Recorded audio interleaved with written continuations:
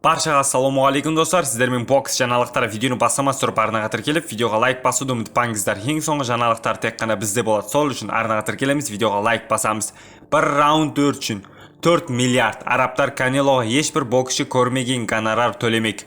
Екінші орта салмақта абсолют чемпион Саул Канело Альварес пен Рейс Сенсон компаниясы арасындағы келісім шартта мен жайы белгілі болды деп хабарлайды.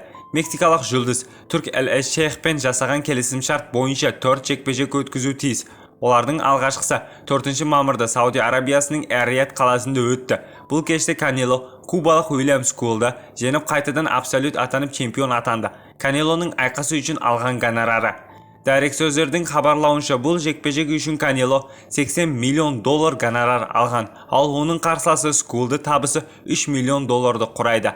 Салыстырып болсақ, 2024 жылы Хайме Мунья мен Эдгард Берлангмен өткен екі жекпе-жек үшін Канело жалпы $73 миллион тапқан болатын. ППВ сатылымы көңіл кішітейді.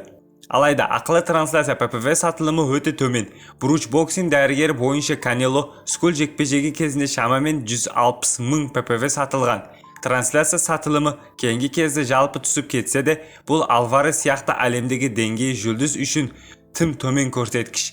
Мәселен, Берлангмен өткен айқаста ППВ сатылымы 650 мың болған. Канело бір раунд үшін $8 миллион пайда тауып отыр.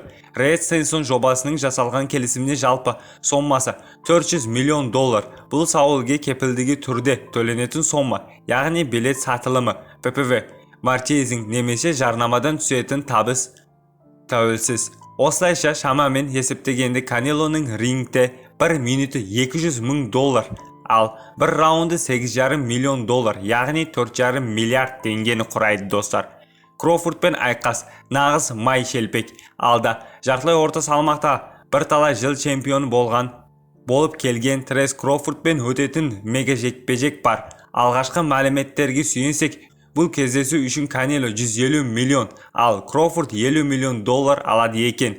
Бұл кездесу қыркүйек айында жоспарланып отыр. Қалған екі жекпе-жек 2026 жылы ақпан мен қазанда өтетін деп жоспарланған. Сіздермен бокс жаңалықтары болды. Арнаға тіркеліп, видеоға лайк басуды ұмытпаңыздар. Ең соңғы жаңалықтар тек қана бізде болады.